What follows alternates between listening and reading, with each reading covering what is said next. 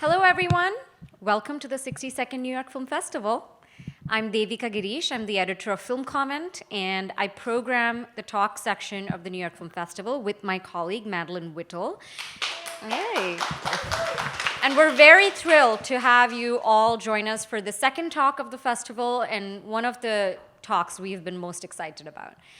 Before I get to introducing today's special guests, I would like to thank our board, patrons, members, partners, sponsors, and of course, all of you, our dedicated moviegoers who make what we do at Film at Lincoln Center possible. As you know, FLC is a nonprofit. It relies on your support. So if you're not a member already, please consider becoming one today. There's a lot that comes with membership, access to screenings and a lot of perks, discounts, and an amazing community of dedicated cinephiles. What's not to love? So check out all about our membership program at filmlink.org/membership.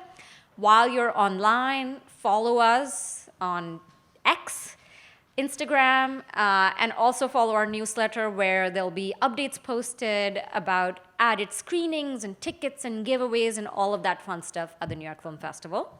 I also want to do a special thank you to HBO, which is the presenting partner of all NYFF Talks and makes this program possible. And also just a quick shout out to our amazing theater staff, volunteers, all the NYFF workers who run the festival, who think of all the little things like these beautiful real bottle holders.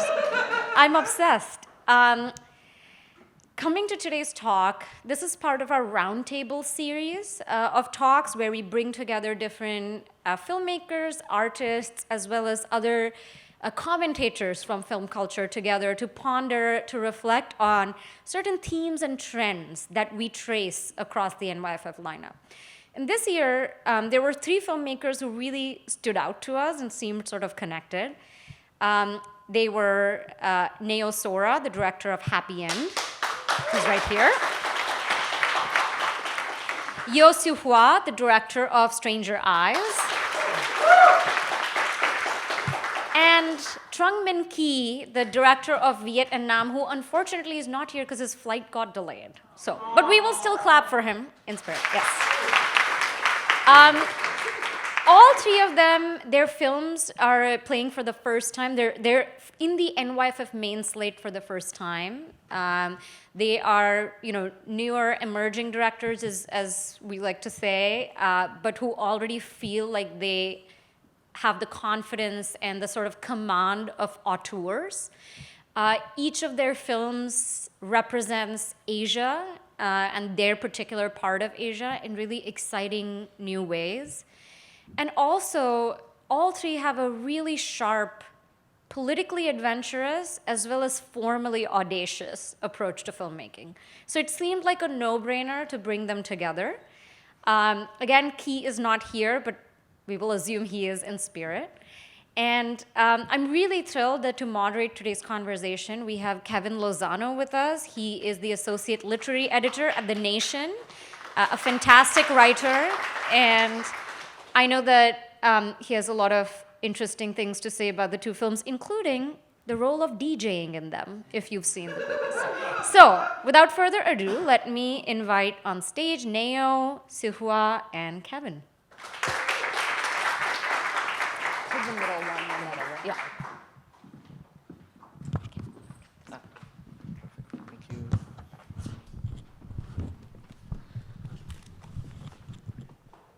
This is really cool. It is very cool. All right, should we just get started, guys?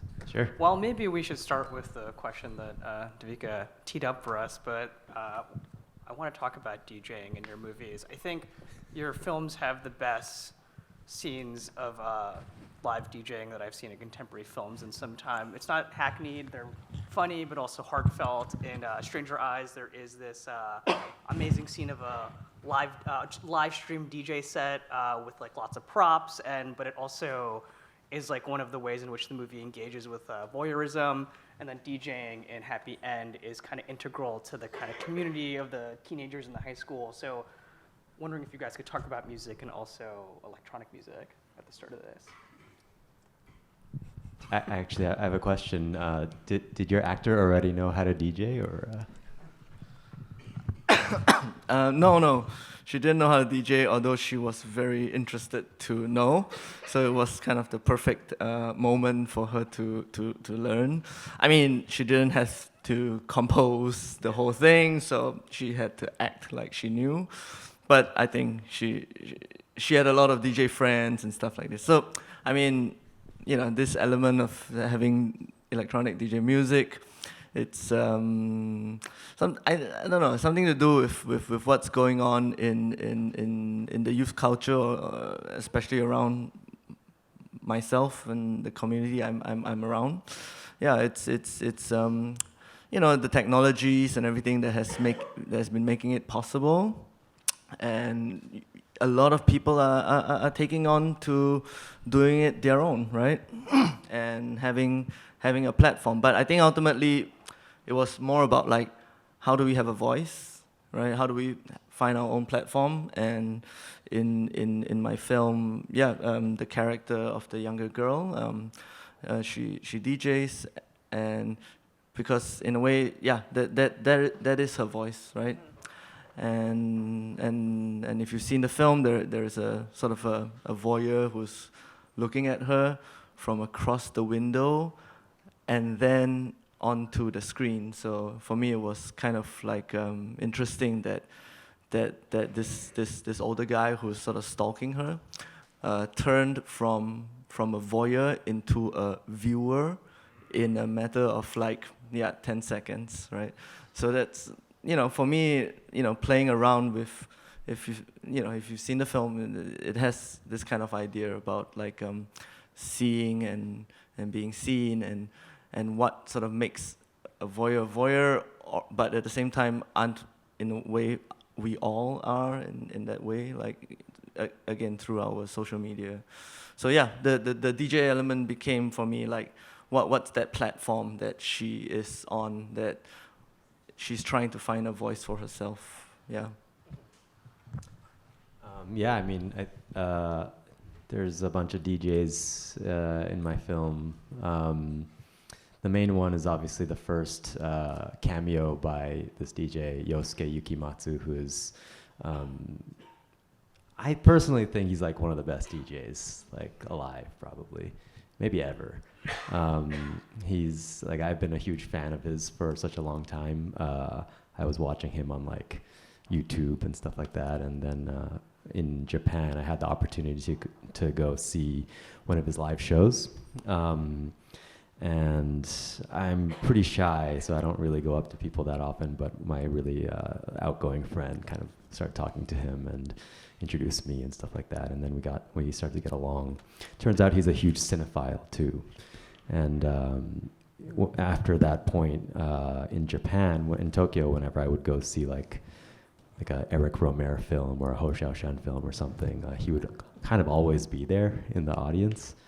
And through that, we became closer friends, and I wrote him into my script as this legendary DJ that these high school kids are admiring. Later on, there's also a music store owner who DJs in the store, and she's just an actress, but we taught her how to DJ in a day.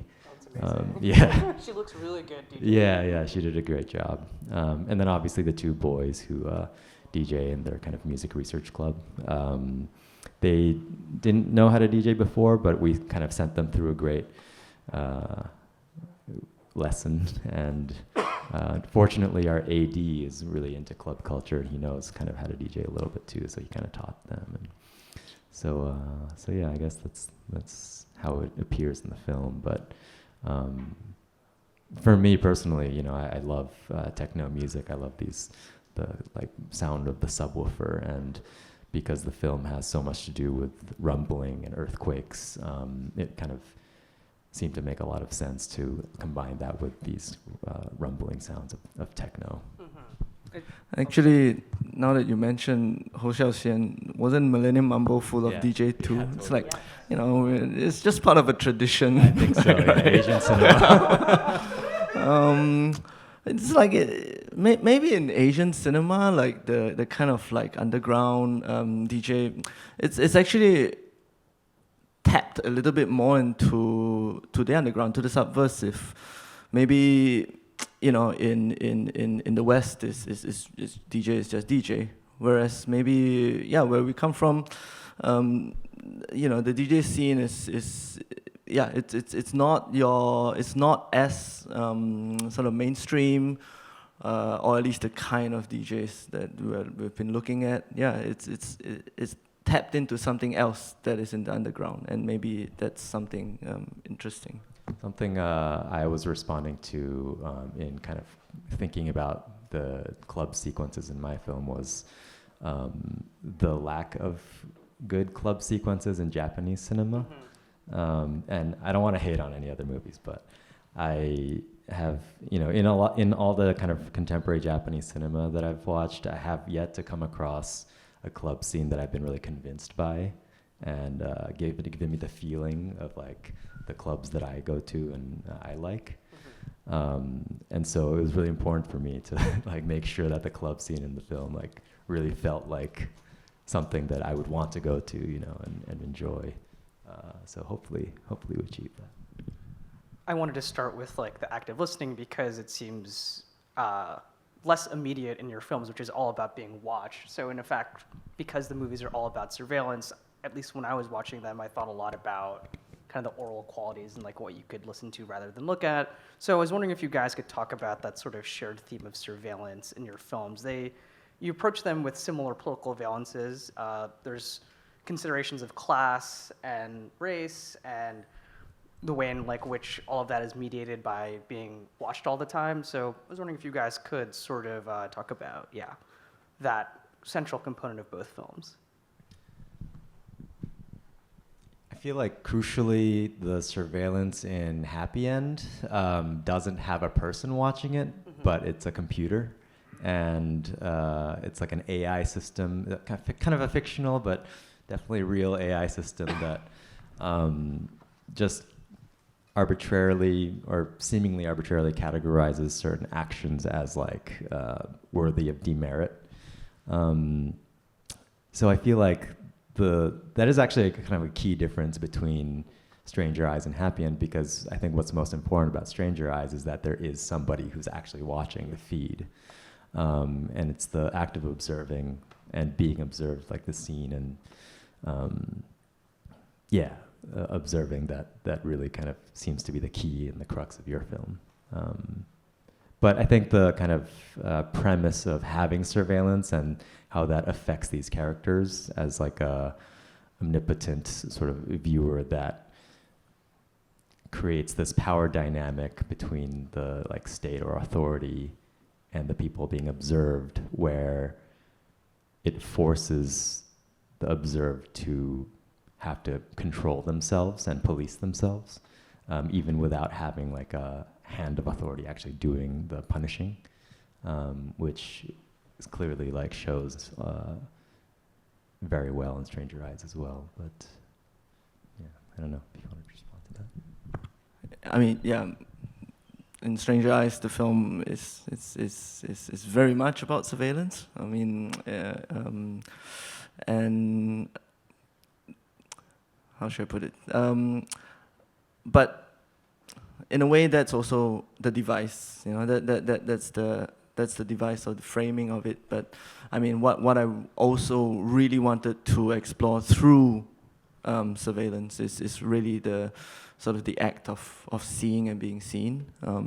So I think it was it's important for me to bring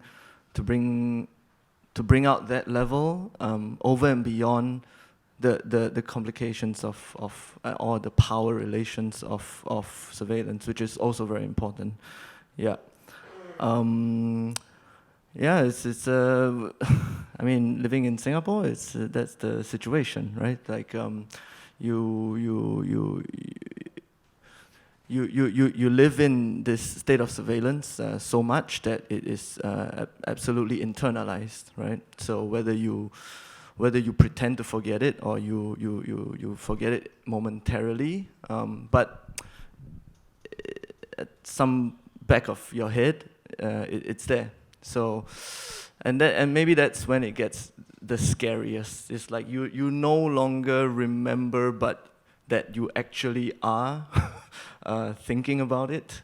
And I think that's kind of the state of what I was trying to explore, which begins with seeing actually someone looking at the camera, but of like the surveillance footage. But maybe, again, for those who have seen the film, later on you have a lot, you no longer see anyone looking at the frame anymore, and we just look, and we the audience are just sort of looking at the frame.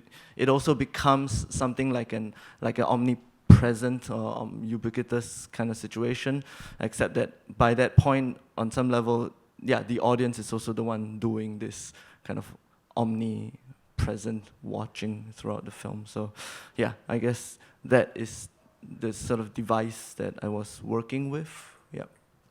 I was listening to an interview you did, I can't remember which film festival. You were talking about how the film is also meditating on how we've like become images ourselves, and in fact, like so much of human sociality is mediated by yourself being a picture. And I was wondering if you could talk about that a bit more. Yeah, for sure. Because talking about like being on a DJ, like becoming like having viewers. That's our existence now, right? Increasingly more so, I'm feeling like our image has become more real than who we are, the kind of image that we put up to be liked and followed and subscribed and all these things. Like to exist is to be seen, But at the same time, of course, again, there are power relations, who has access and who has power to that image, right? But it is a fact that like all our relationships, romantic or otherwise, they are actually through a mediation now that is strongly image-based. It is interconnected through technologies. We no longer have relationships that have no technology involved in a way, right? And with that, the image of ourselves are really important. So, we are becoming more so. I'm feeling like if I look at an image of myself, it might even tell me a lot more than what I think I know of myself sometimes. Actually, I was like really impressed by how in Stranger Eyes, it's just, because obviously you're framing an aspect of reality which includes our phones and these digital frames and screens. And in my film, I actually shied away from showing phone screens, mainly because I haven't figured out how to make phone screens cinematic, but you seem to have figured it out. And I was wondering if you had any thoughts about that, because I've seen so many different renditions of people getting text messages and how that shows up on screen, and sometimes it's like an intertitle. Like I remember I think it was Drive By Car or something, it just kind of like shows up on a wide shot, just the text, but you kind of know that it's a text that he receives or an email. But you don't really shy away from actually just like showing the screen itself, and somehow it still like totally works and is very cinematic, and there's like a lot of layers of action happening that's like in-person action, but then also like text-based action or screen-based action. And I was wondering if you had any thoughts about that, because I haven't figured it out. I don't know. Yeah, no, interesting, because of course we would have had a discussion about how to show these things, and for me it's like no, we need to show it as a phone screen, in its very form, because the tactility of this phone is really important to this sort of mediation that we're talking about. There is a moment where the guy is texting, this girl, and she's not replying, right? And there's like typing ... Yeah, right? Typing ... is such a cinematic thing. It's like, creates so much suspense. Like, Yeah, you're just holding at the phone and you're just staring at the phone, which is like, in some ways, 80% of our time, this is what we're doing. We're like staring at the phone for the typing ... Yeah. More than actually text. Like we know what we're gonna say really fast. We're just waiting for the typing ... to finish, and then we will type the next message really fast. So like all of that experience for me is really important in the whole construction of how we are dealing with technologies. For now, soon enough, we don't even need a phone, Give it a few years, maybe all the typing ... is already a chip inserted into our, fingernail or something, like who knows, right?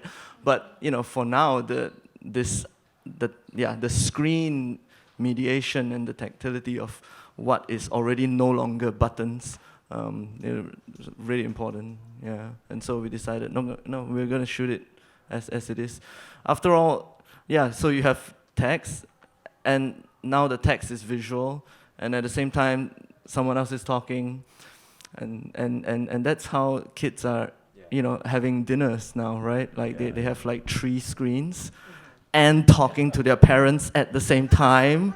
Yeah, the level of information flow is on a whole different level. Yeah, I've been to I peeped into a screening of one of my films one time, and there were some Gen Z audience members who were like watching the film and taking notes at the same time, and still like reacting to what was going on in the movie, like while they were typing on their phone and stuff like that. I was very impressed. At least they're taking notes. Yeah. You're lucky that they're taking notes. But yeah, just the amount of information processing that can happen now, just because we're so used to multitasking, is pretty impressive. So I was wondering if we could pull back a bit and talk about your guys' influences, because both of these movies are very capacious, and they draw from this, like, I feel like cosmopolitan tradition of like lots of different films. I see like Edward Yang and Akira in your film, and I see Michael Haneke in your film, but those are my kind of subjective readings, but I'm wondering who you were turning to when you were kind of crafting your specific vernaculars, because you both like create the worlds of your films in such unique ways.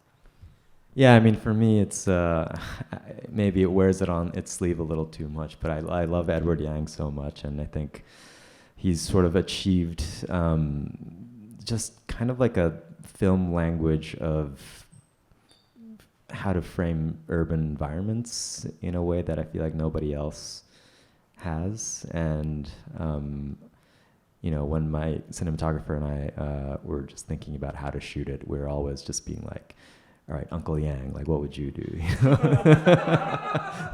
But for the film, it wasn't just trying to like copy his language or anything like that. It was very much informed by our thought of needing to put the focus as much on the urban environment that the characters are set in, as well as the characters themselves in an equal way. So, we would use our lens choices and our lens settings would be like deep focus, for example, so that all of it is in focus. And that was informed mainly by the idea that one of my characters in the film, Ko, like his political awakening kind of sets the drama forward, sets the drama off in the film.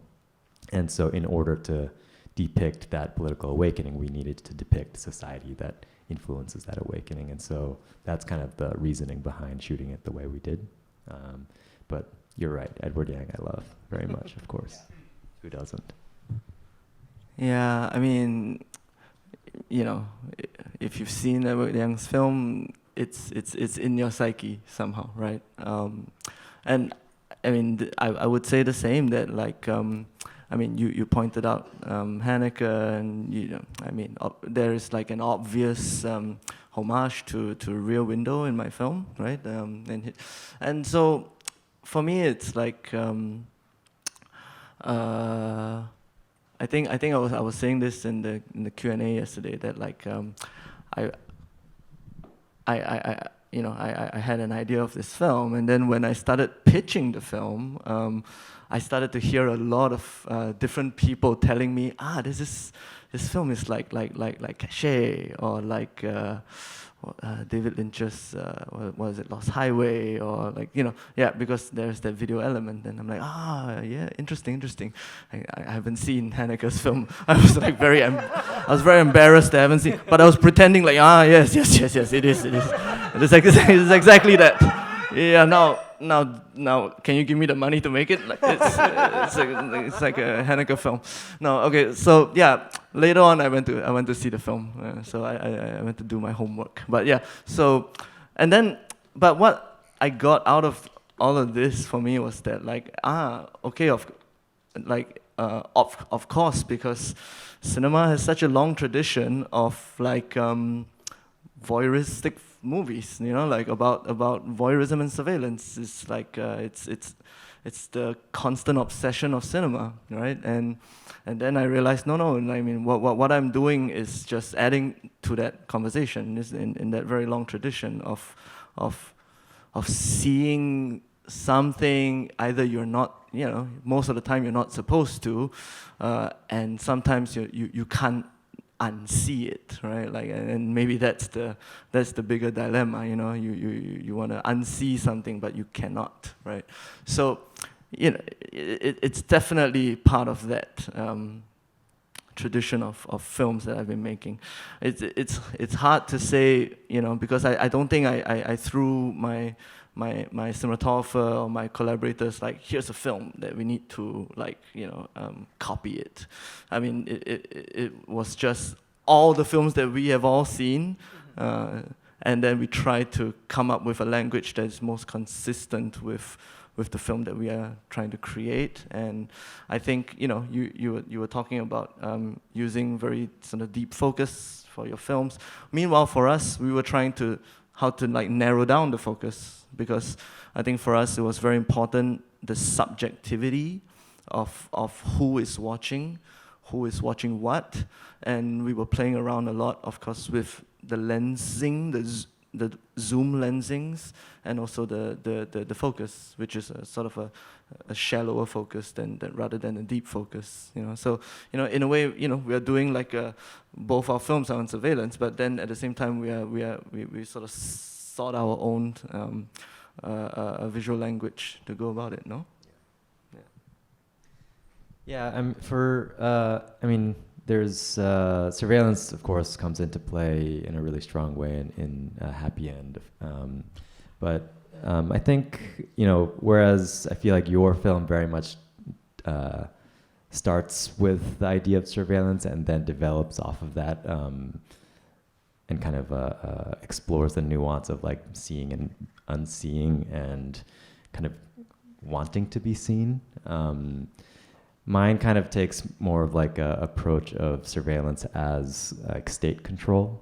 And for me, the backdrop of why I incorporated that into the film very much comes from kind of my, read or analysis of Japanese imperial history or colonial history. So the film Happyend is one of the starting points of how I was thinking about Happyend goes back to 1923.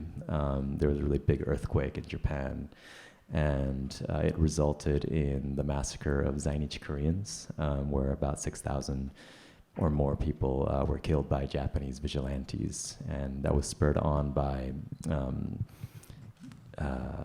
both government bureaucrats, but also Japanese police officers who were spreading rumors that these Koreans were acting violent or poisoning the wells or something. And then these Japanese kind of vigilante bands sort of came together and started massacring people. So it's a really horrible part of Japanese colonial history, because I think there was a lot of resentment built up within Japanese people towards these workers, Korean workers who came to Japan or were forced to come. And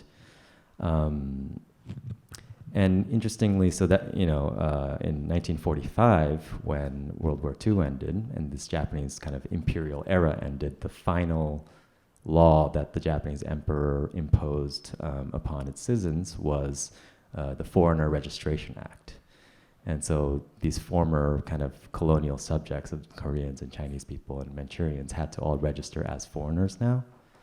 And the body, the organizational government body that now had the task of controlling immigration flow is completely connected to immigration control in Japan now that has a lot of horrible human rights abuse issues. And state surveillance very much is related to, I mean, almost the point of state surveillance now is like to control the porousness of their borders, right, of coming in and out.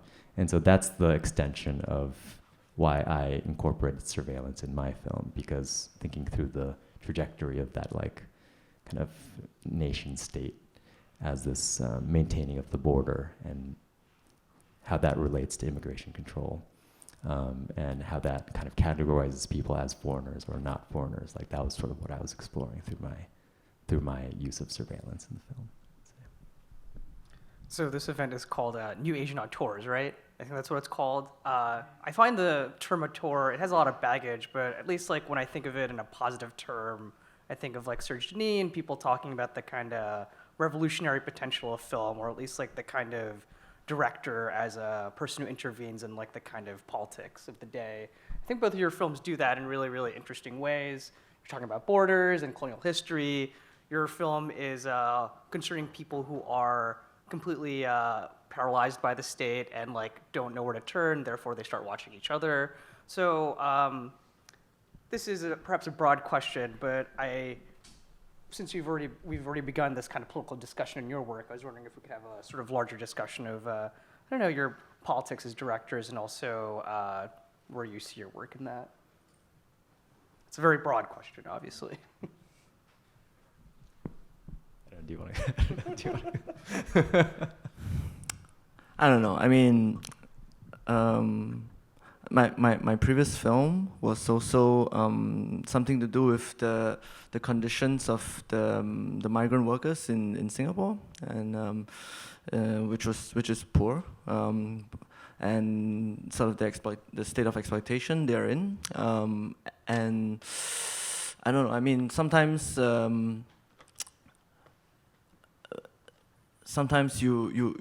you know, some people would, you know, make you feel like you're an activist, but I don't know. I mean, I feel you know, either strange or an imposter about this. But you know, it's like I make films. I mean, a lot of the work of what the activists are doing, like I'm taking off that, right, to develop a work that that I can tell through cinema.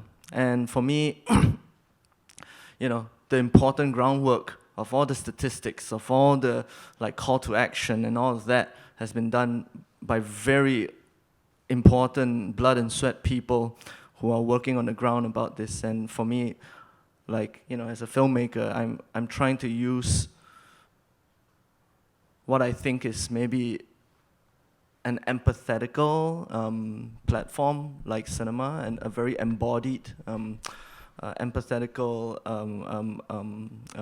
medium to resonate, you know, to create resonances. And you know, sometimes that works and sometimes that doesn't. I mean, at the end of the day, cinema is literature rather than, you know, it's not me going out with flamethrowers, you know, yeah. But for me, it's about, like, at the end of the day, what I'm deeply concerned about, and I can't make a film that I'm not concerned about, right? So I think tapping into things that I'm really concerned about, that's just a natural state for me. And the films speak of something, and you know, it has a position, and it has something that relates, and then at the end, the rest is really up to the audience, right? Yeah, yeah. Yeah, I guess I have kind of a similar outlook on how politics and cinema relates. I mean, I think I've been getting a lot of doing a lot of interviews in Japan, and because the film is going to come out pretty soon. But a lot of people have been asking me, like, so what's like the message you're trying to promote, like in the film? You know, can you tell me what the message is? Like, it seems to be like such a strong political message you're trying to get out there. I'm like, no, not really at all. Like, there's no message that I'm trying to kind of like use the film as a medium for. It's just like kind of what Siew Hua was saying. For me, it's almost more like journalistic, where I had extremely strong emotional feelings in my own personal life, like in my early 20s, and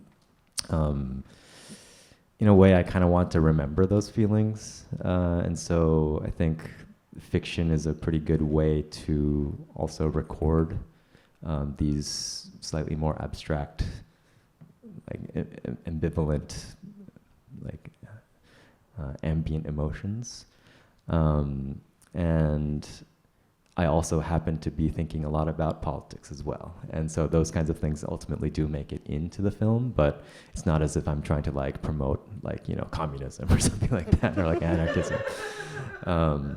So yeah, and you know, I think we as filmmakers have a responsibility outside of the film that we make to be political agents of politics and just have our own commitments and be diligent in our own ways. But I don't necessarily think you always need to do that through films, and I also don't think you can do that without making it into propaganda to some degree. Yeah. So we are missing one of the filmmakers in this panel, and I would be remiss not to mention Vietnam, which I think is a really amazing movie. I was wondering if, yes, it's really good. It's like so beautiful. I was wondering if you guys, now you've both watched it, I'm assuming. I was wondering if we should talk about it, just you know, to give a boost to it, because it's such a fantastic movie. Yeah, I love the film. If anyone hasn't seen it, like, please go watch it. It's so beautiful. Yeah, I wish I knew a little bit more about Vietnamese history, because I feel like I would have picked up a lot more things about it. But even without that, the imagery and the sound and just everything about it is just so beautiful. And I really felt, you know, when I heard that I was being invited to do this talk, I was like, oh, what? I don't even know like how my film will compare to Vietnam. But in thinking about it, I was reading that the two characters, Vietnam, one of them has a northern Vietnamese accent, the other one has a southern Vietnamese accent, and although the filmmaker didn't really intend that to like represent the north and south of Vietnam necessarily, it could also be read that way. And I found that very interesting, because in a way, for Happyend as well, like the characters do embody and represent the kind of I guess the confrontation of nations and the contradictions of Japanese colonialism through the characters as well. So in that way, I sort of felt, yeah, a little familiar. And yeah, I think the director is also 33 or something, which is my age, and although I didn't, you know, live through any of this history that I was reading and interrogating, there was some degree of responsibility that, as a Japanese person, I felt towards the history of colonialism in Japan, that Japan enacted, you know, in all of a big part of Asia. And obviously, you know, I don't have a responsibility necessarily towards that, but in a way I also do have a responsibility to like engage with it and come face to face with it, and I feel like that's sort of what Vietnam was doing as well. Yeah. What did you think? Yeah, no, it's an extremely beautiful film. Yeah, the same I would say. Go see it if you haven't.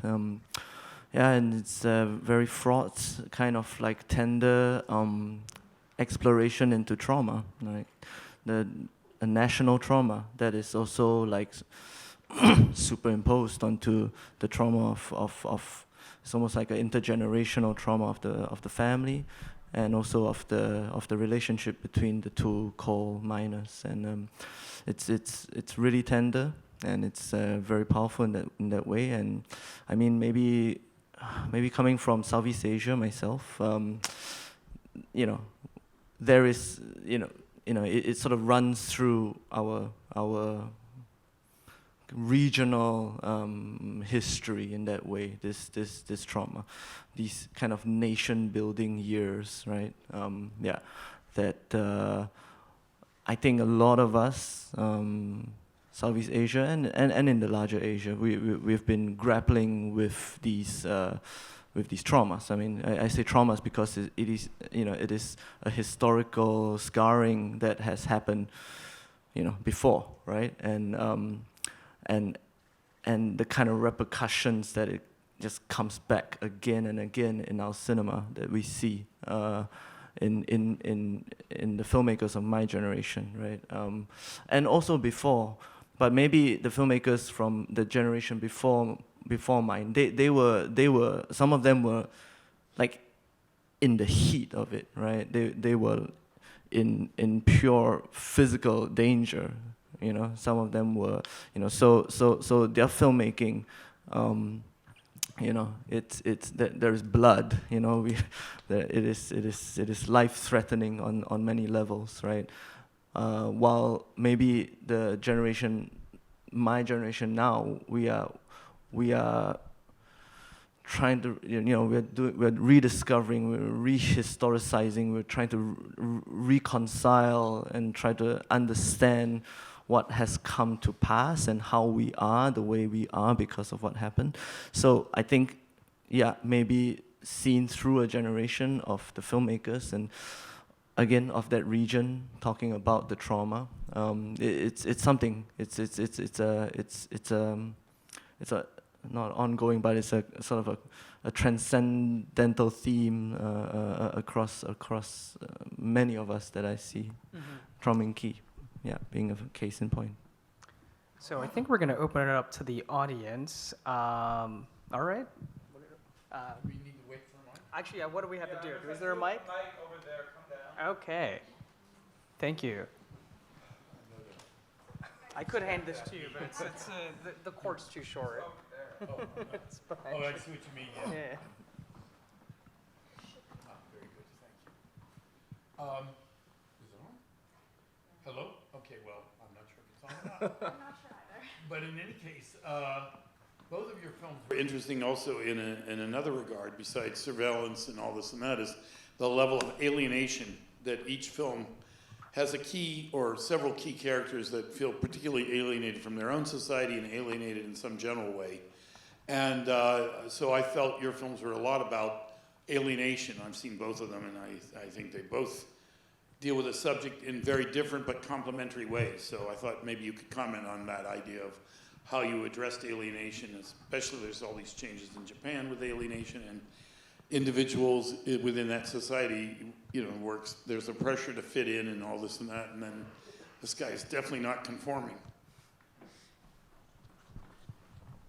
Yeah, I mean, in terms of Japan, I feel like it really comes down to this like myth that the Japanese nation state has really promoted, which is like this existence of a Japanese person, like a Japanese identity, and which fundamentally is like undefinable other than having a Japanese nationality or citizenship.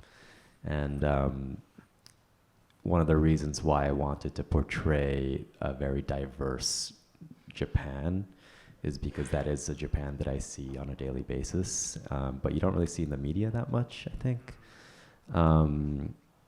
There are black Japanese people, right? There are Brazilian Japanese people, and it's just a fabric of, it's like, that's just, the people like that exist. And but a lot of times, like even if you were born there, and even if you're like second generation, third generation, sometimes if you don't look it, you're not considered Japanese, and therefore even though you have like way more than me, for example, like because I was born in New York. But even if there are people who have been living in Japan for like 2 generations, if they just look completely not Japanese or whatever that means, like a lot of people do feel alienated within the society. And so,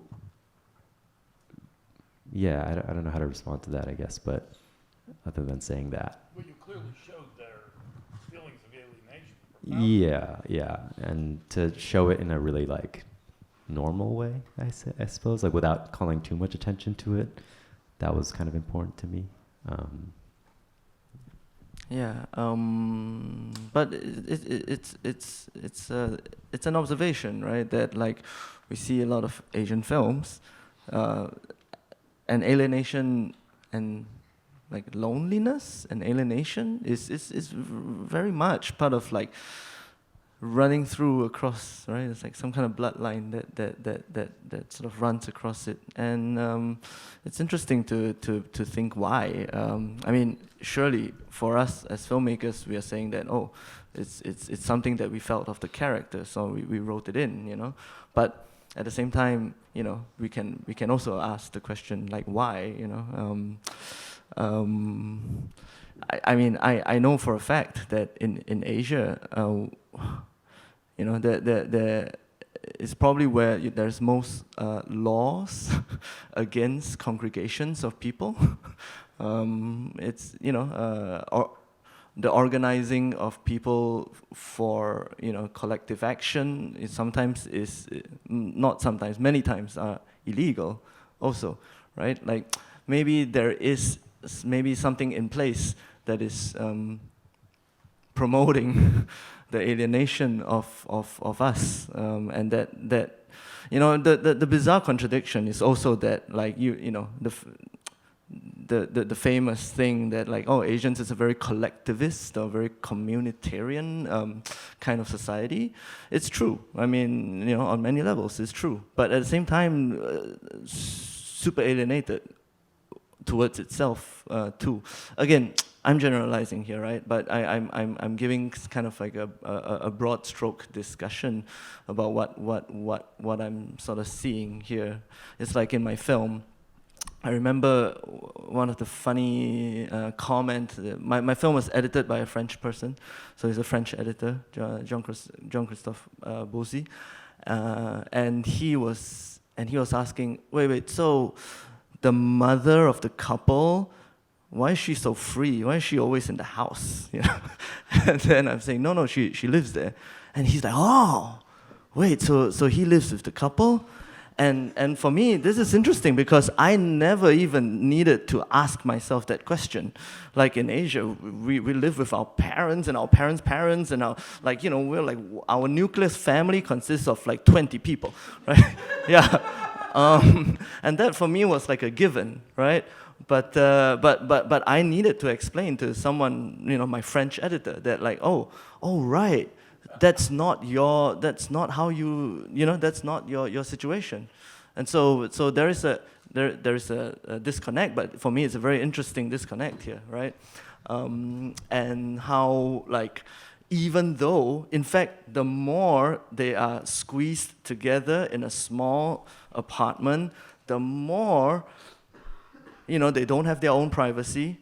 They you know, like the couple can only hug when the mom is out, and then the mom sees her son and the wife hugging, you know, when she is peeping on them. Yeah.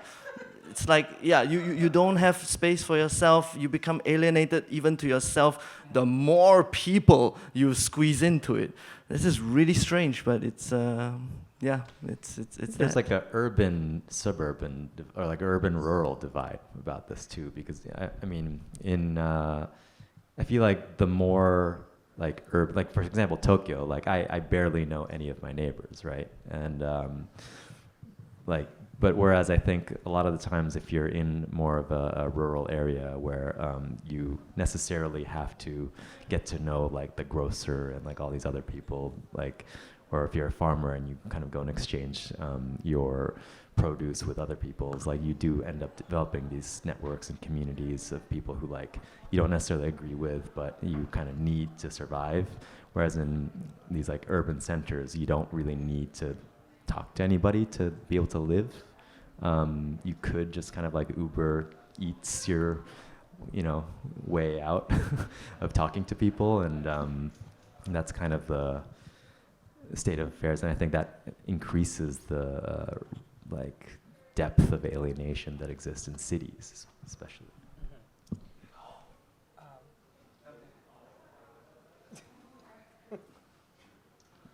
So I want to ask about music in both of your films. We talked about DJing, but Neo, and especially in your film, the score is very prominent and sometimes it's very bombastic and it's very synthesized.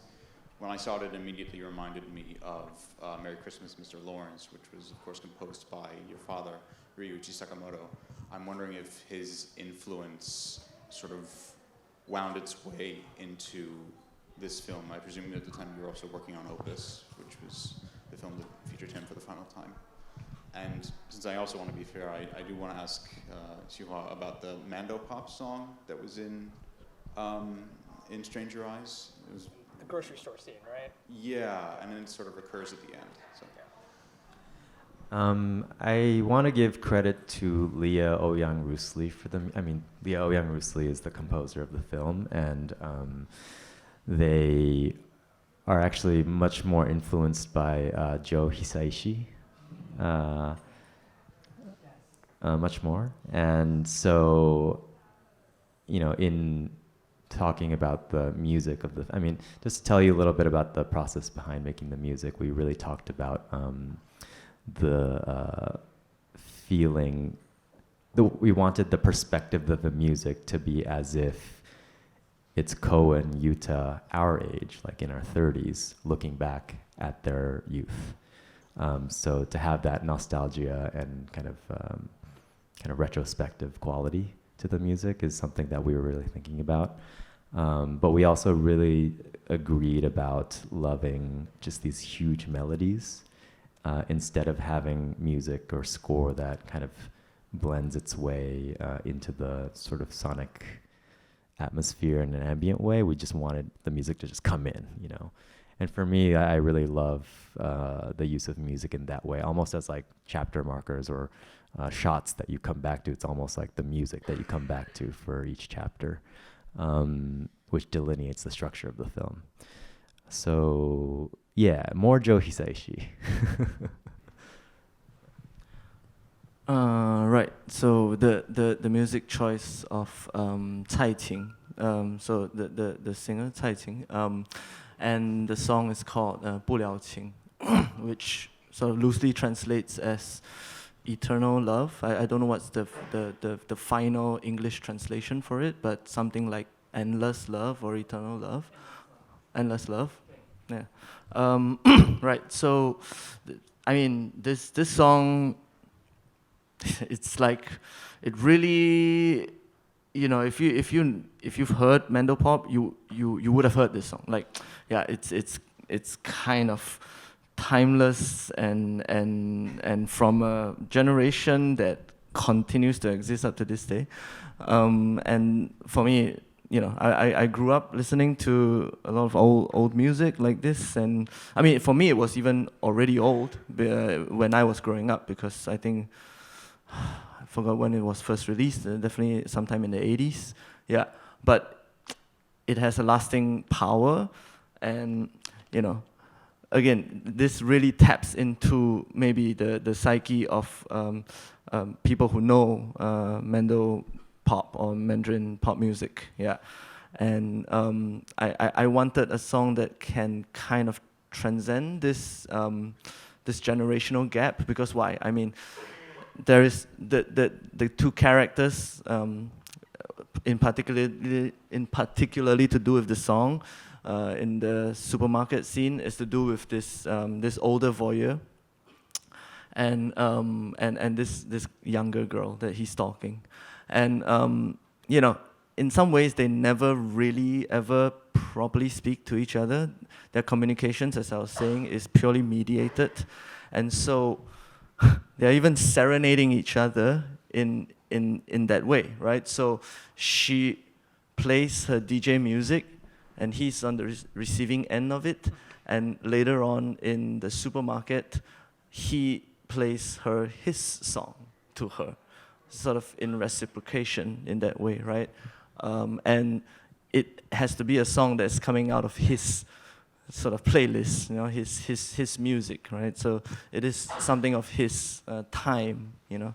But what is wonderful about Tsai Ting's piece of music is that it happens to also be timeless, and it kind of like it touches us all. For me particularly, you know, after I had the idea of the Tsai Ting song, it was no going back, and my producer was like sweating because, like, oof, you want me to get this piece of music? It's gonna cost. Yeah, and I'm like, no, I'm sorry, I can't get it out of my head anymore. Like, you know, we need it. Yeah.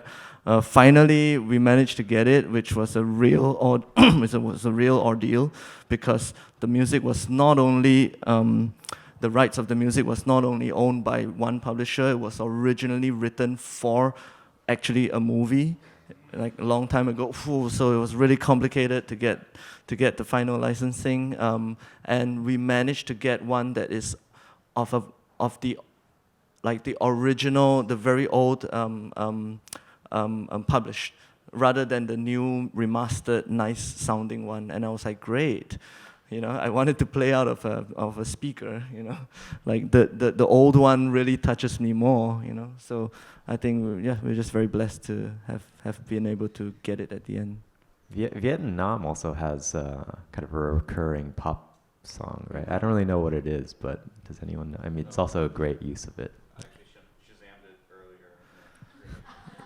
And what's interesting about that song that comes out at the end is that I think, I'm not 100% sure, but I think there's a Cantonese cover of it, which I am familiar with that tune. Wow. So what's So it's, I'm going to butcher the pronunciation, but it's by An Tu, and the song is called Oi Tin Yo.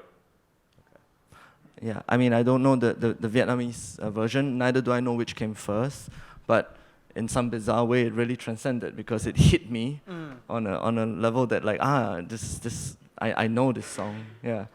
There's something about Asian cinema and like these pop songs kind of like starting to play, and like people like watching each other, you know. I love it.